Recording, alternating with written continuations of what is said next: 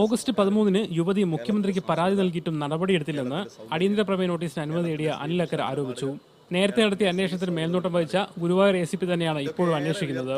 ഇത് ശരിയല്ല. വനിതാ ADGP കൊണ്ട് അന്വേഷണം നടത്തണം. പേരാമംഗലം CA സസ്പെൻഡ് ചെയ്യണമെന്നും പ്രതിപക്ഷം ആവശ്യപ്പെട്ടു. എല്ലാ കുറ്റവാളികളെയും സംരക്ഷിക്കുന്ന നിലപാട് പാർട്ടി എടുക്കുന്ന ദൗർഭാഗ്യകരമായ കാര്യമാണ് സാർ. കേസ് ജാഗ്രതയോടെ കൈകാര്യം ചെയ്യുമെന്നും മുഖം നോക്കാതെ നടപടിയെടുക്കുമെന്നും മറുപടി പറഞ്ഞ മന്ത്രി AK ബാലൻ വ്യക്തമാക്കി. ഞങ്ങളുടെ പാർട്ടിയിൽപ്പെട്ട ഏതെങ്കിലും ഒരാളാണെങ്കിൽ ഉപ്പ് തിന്നവനെ കൊണ്ട് ഞങ്ങൾ വെള്ളം കുടിപ്പിക്കുമെന്ന് മാത്രമല്ല ഒരു രൂപത്തിലും ഞങ്ങൾ അവരെയൊന്നും സംരക്ഷിക്കില്ല.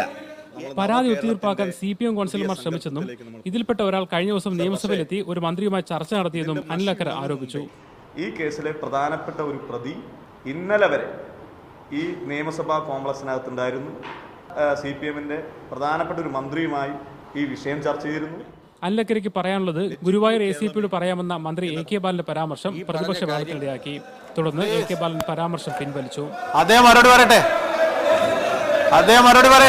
സംഭവത്തെ ലാഘവത്തോടെ കൈകാര്യം ചെയ്യുന്ന സർക്കാർ നടപടിയിൽ പ്രതിഷേധിച്ച് പ്രതിപക്ഷം സഭയിൽ നിന്ന് ഇറങ്ങിപ്പോയി. മുഹമ്മദ് അസ്ലം, മീഡിയ 1, തിരുവനന്തപുരം.